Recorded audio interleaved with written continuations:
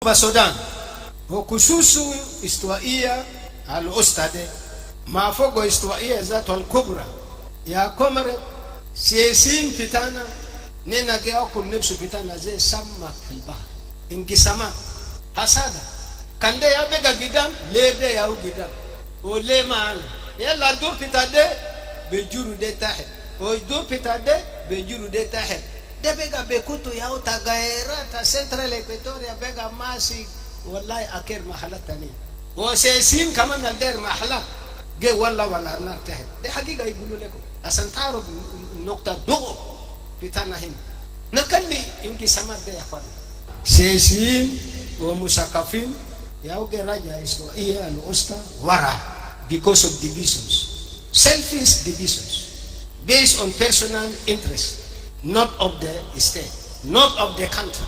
This is unfortunate. Live from Juba, on air and online. This is iRadio News.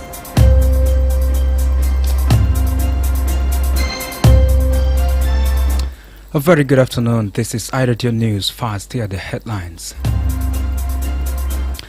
The newly appointed Minister of Justice and Constitutional Affairs, Michael Makwet-Lueth, has vowed to restore the rule of law and random arrest and fast-track all pending cases across the country. The Vice President and Chair of the Economic Cluster has urged politicians, particularly those in Central Equatorial State, to stop decampaigning government officials, saying that divisive politics will not benefit the country. And the South Sudan Revenue Authority says it intercepted 2 trucks transporting undeclared raw tobacco, commonly known as shisha, from Uganda into South Sudan. This and many more all come in this news bulletin with me, Darlington Moses, and now the news in detail. The newly appointed Minister of Justice and Constitutional Affairs, Michael Makwet-Lueth, has vowed to restore the rule of law and random arrest and fast-track all pending cases across the country. Michael Makwet-Lueth was appointed this week as the Minister of Justice and Constitutional Affairs, replacing Dr. Joseph Gang Akech. Speaking shortly after officially assuming office yesterday, Minister Makwet described his appointment as a return to his actual field in the legal fraternity. McQuay stressed that the rule of law relies heavily on the performance of the justice, legal and security sector, and cited that legal principle, justice delayed is justice denied. The minister revealed that President Salva Kiir Mayardit has issued directives to the Ministry of Justice. According to McQuay, maintaining law and order is critical for the country's stability. He acknowledged receiving multiple complaints about random arrests and the growing trend of individuals taking the law into their own hands. He described the current situation as a state of lawlessness and anarchy that must be brought to an immediate end. McQuay concluded by reaffirming the ministry's commitment to restoring proper legal processes and ensuring justice reaches all citizens fairly and promptly.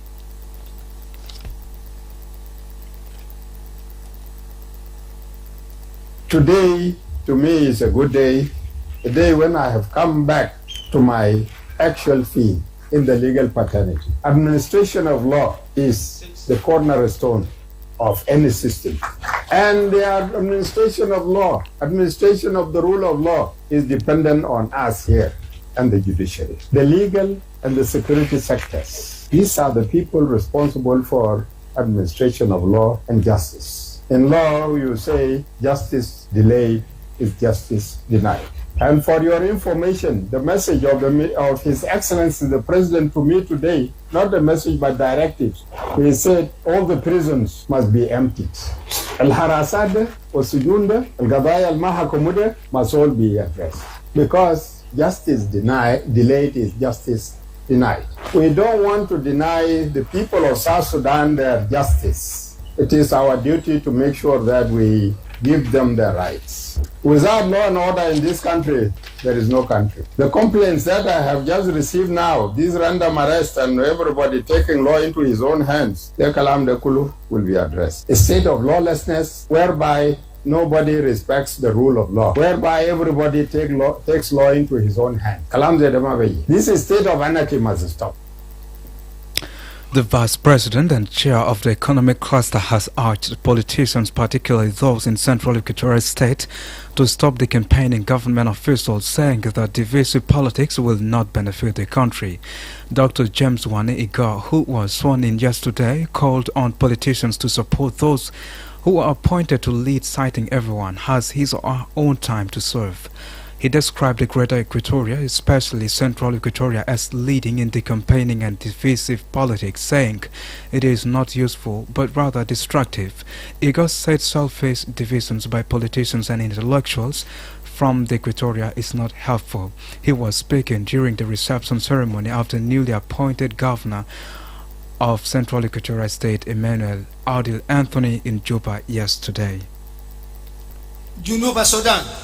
وخصوص استوائية الأستاذ ما فوق استوائية ذات الكبرى يا كمر سياسين بتاعنا نينا جي أكل نفسه بتاعنا زي سما في البحر انقسامات حسادة كان ده يبقى جدام ليه ده ياو جدام وليه معنا يلا دور بتاع ده بجورو ده تحت ودور بتاع ده بجورو ده تحت ده بقى بكتو ياو تغيرات سنترال إكواتوريا بقى ماسي والله أكير محلات تانية وسياسين كمان الدير محلات جي والله ولا لا تهد دي حقيقة يقولوا لكم عشان تعرف النقطة ضوء بتاعنا هنا نكلي انقسامات دي يا اخوانا سياسيين ومثقفين يوجد راجع استوائية الأسطى ورا because of divisions, selfish divisions based on personal interest, not of the state, not of the country.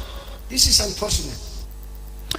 This is Darlington News. The South Sudan Revenue Authority says it intercepted 2 trucks transporting undeclared raw tobacco, commonly known as shisha, from Uganda into South Sudan. On November 17th, the anti-smuggling unit stopped the trucks at the Pagay border point after noticing inconsistencies in the declared cargo and later escorted them to Juba for verification. Deputy Commissioner for Compliance and Enforcement Colonel Joseph Wanilako said that thorough inspections revealed shisha hidden under legitimate goods. One truck contained about 820 cartons, while the other carried approximately 1,200, totaling to 2,000 cartons. He said the trader falsely claimed the cargo was maize flour, but investigations found the smuggled tobacco concealed among maize flour and mattresses. Colonel Laku added that such operations protect national revenue and public health. Assistant Commissioner Boriman Edward Bori praised officers for their diligence, saying the smuggling attempt was uncovered once the goods were offloaded. He added that the anti-smuggling unit remains vigilant and prepared to stop illegal goods entering the country. He said, and I quote, "This success resulted from strong ground operations and thorough investigation. Our suspicions were confirmed once the cargo was offloaded. The goods were not just maize flour but concealed shisha. Our officers are trained, prepared and active. Smugglers must know that South Sudan is not a safe route for illegal goods." The seized items are now in South Sudan Revenue Authority custody as investigations continues with authorities. This is Darlington News. The Minister of Public Service and Human Resources Development, Doug Duobisheok, pushed back against youth calls for older politicians to retire, stressing that mandatory retirement applies only to civil servants, not politicians. Speaking at reception ceremony for the new Minister of Roads and Bridges, Peter Lamboth, on Wednesday, November 19th, Minister Bisheok addressed the growing demand for youth for senior politicians to step aside. Minister Bisheok drew a clear distinction between the two roles. While civil servants are subjected to mandated retirement, politicians are not. The minister urged young people to focus on quality of engagement.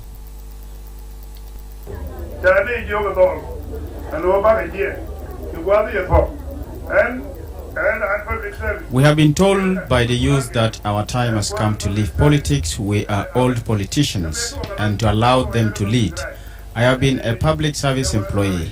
I then became head of the public service section in the then Sudan. And after that, I was appointed a commissioner of Maywood. Then I was appointed governor of Upper Nile. And I was only 39 years old as governor. And I never told my seniors, like those of Chawach, Kwethkang, and Laid, Wargak, Gadluak, to leave politics. But in politics, politicians don't retire from politics. You only leave politics when your opponent defeats you in an election. For James Hoth and me, we have not reached retirement age in public service. He will retire in 2 years, and I will retire in 5 years. I am appealing to young people to continue to criticize us constructively, but not insult us.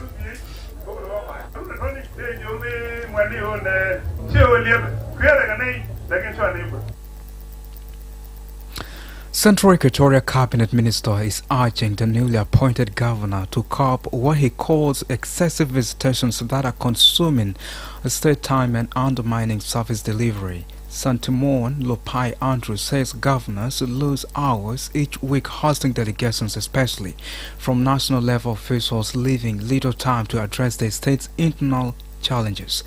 He wants that the more time spent attending to visitors rather than engaging cabinet ministers and constitutional post holders, the more citizens suffer from delayed services.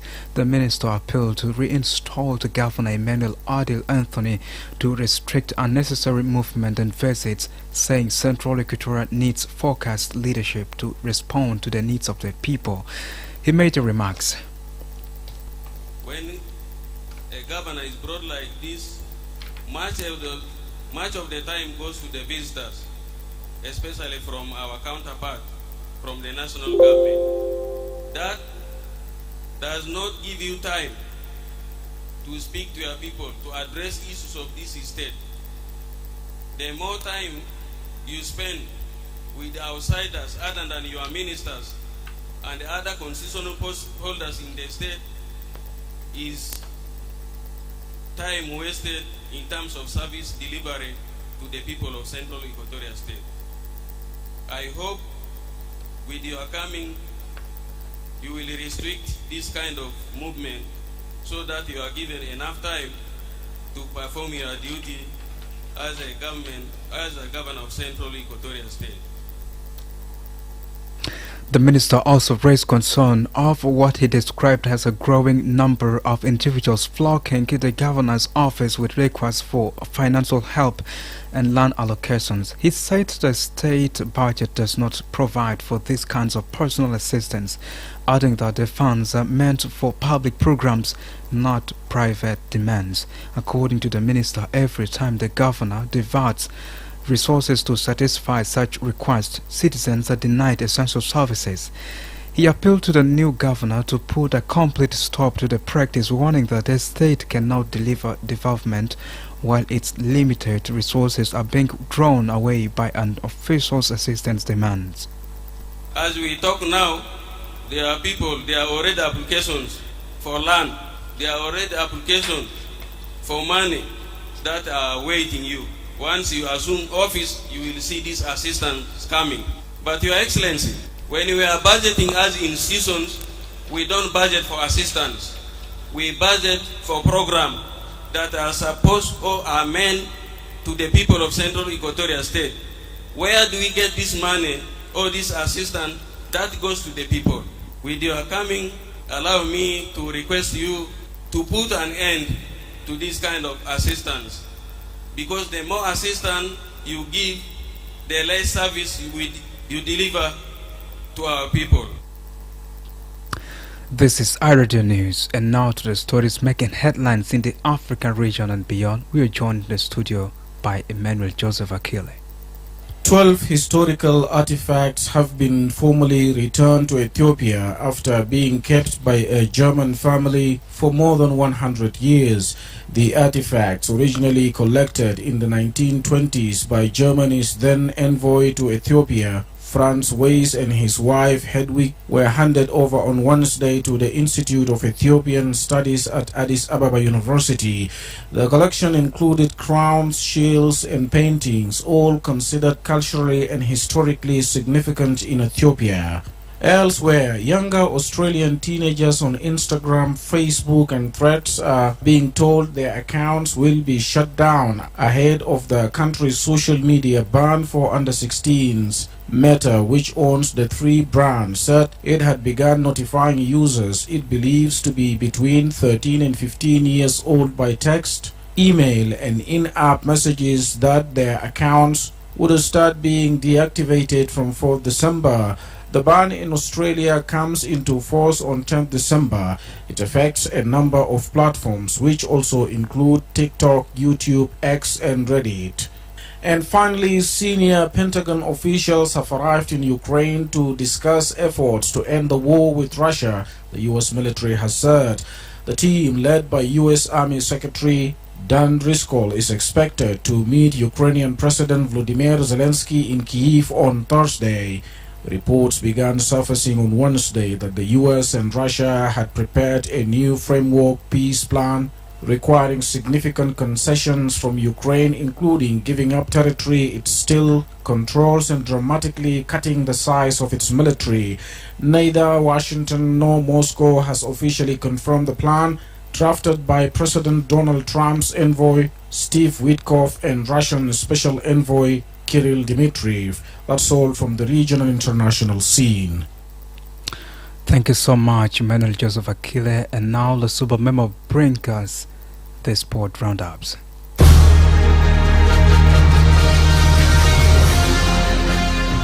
Thanks Darlington Moses in the world of sports. Morocco had a stellar night at the 2025 CAF Awards when Ashraf Hakimi named Men's African Football of the Year and Ghislaine Chebak making history as the first Moroccan to win the Women's Player of the Year. Other Moroccan winners included Yassine Bono, Ousmane Mahama and Doha El Madani, while Morocco's under-20 team was crowned Men's National Team of the Year. Debat Babista was Men's Coach of the Year. Nigeria took Women's National Team of the Year. Pyramids of Egypt won Men's Club of the Year. Fiston Mayele was Men's Interclub Player of the Year, and fan-voted Goal of the Year went to Clement Mseze. In NBA, LeBron James became the first player to take part in 23 consecutive NBA seasons when he stepped onto the court for the Los Angeles Lakers on Tuesday. The 40-year-old who missed his side's opening 14 games of the season because of sciatica contributed 11 points, 12 assists and 3 rebounds in 30 minutes of a 140-126 home win over the Utah Jazz.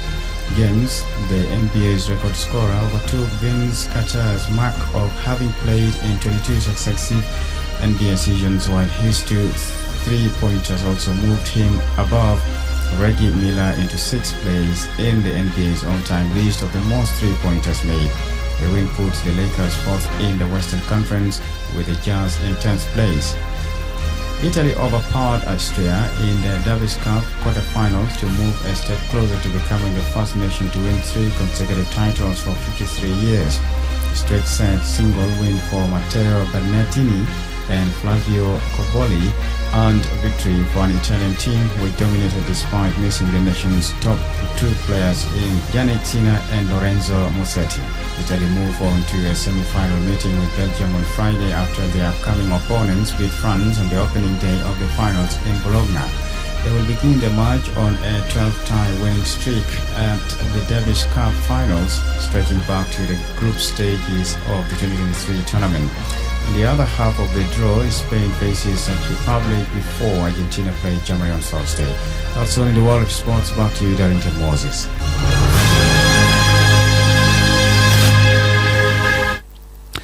And that was the Super Memo. This is iRadio News broadcasting live from Juba. To end this bulletin, let's have the recaps on the top stories once again.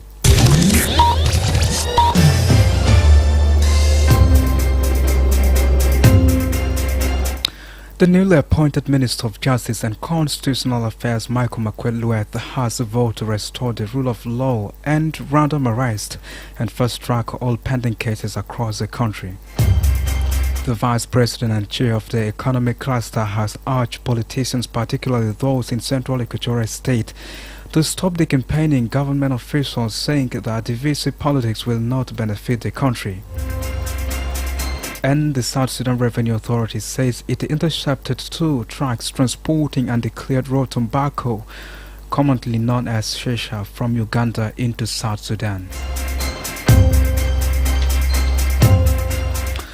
That's the end of iRadio News. If there's a story or an event you'd like iRadio to cover or report about, please send us a text message on +211 925 287 870. It's also WhatsApp number. Follow us on X at iRadio Juba, like our Facebook page iRadio, subscribe to our YouTube channel iRadio South Sudan. You can also visit our website and listen to us online at www.iradio.org. Stay tuned for news in Arabic at the 1/2 past the hour. I am Darlington Moses. Thanks for listening.